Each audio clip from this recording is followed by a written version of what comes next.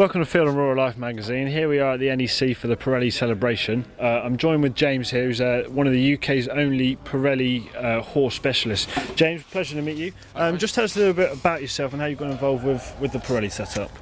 Well, I qualified as a farrier in 2001 and came across a horse that was difficult to shoe. And it didn't make a difference how quiet I was with it. Something was missing somewhere.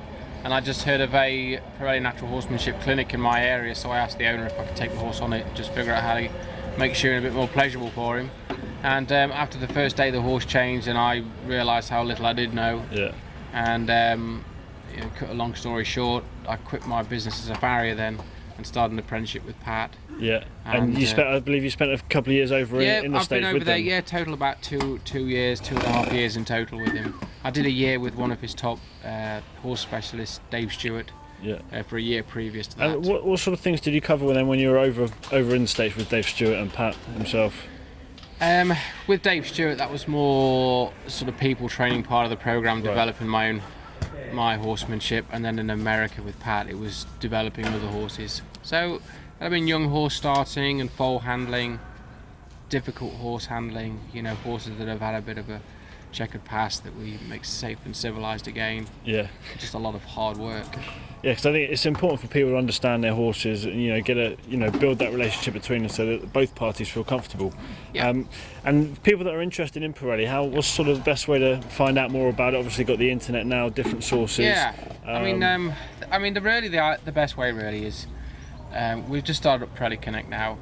They have a free 30-day trial. Right. So sign up to that. And what's that? Is that an online? Yeah, it's a little bit like Facebook, really. Right.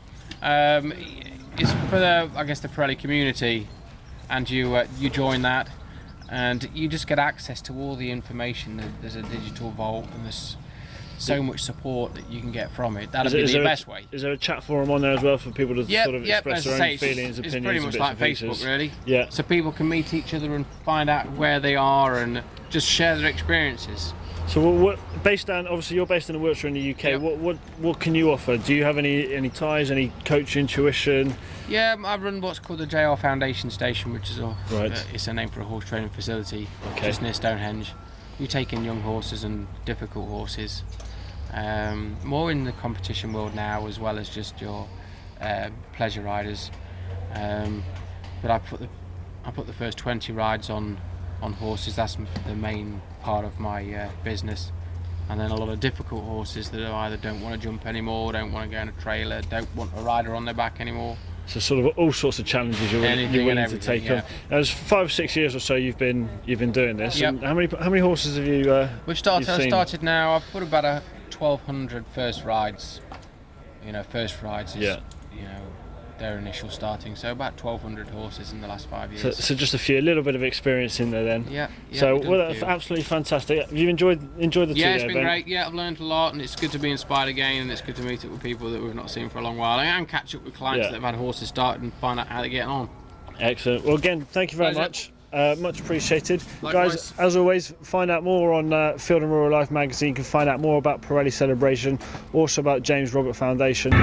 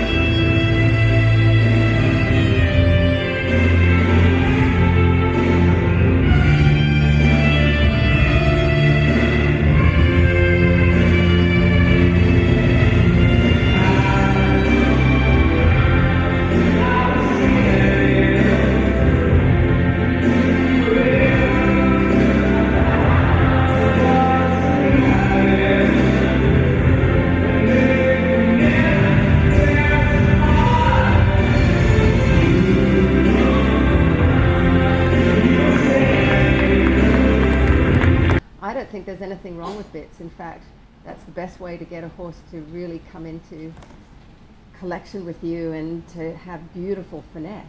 But as long as you're tying horses' mouths shut, no one's going to learn that, because you can pull all day on that horse and his mouth will never open. And so people think it's okay.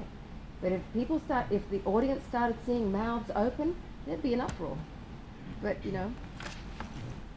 like that, and people are doing this, and so it's like, well, it can't be bad because we're all kind of lulled into this whole sense of security. Yeah. So I think it's about education more than anything. I don't think, now obviously you don't want twisted wire bits and all that kind of thing. We try to choose bits that are comfortable for the horse and that are there for the specific purpose as a communication device, not a torture device. And so that's why we're passionate about the education, not just take those things away, teach people how to use them properly.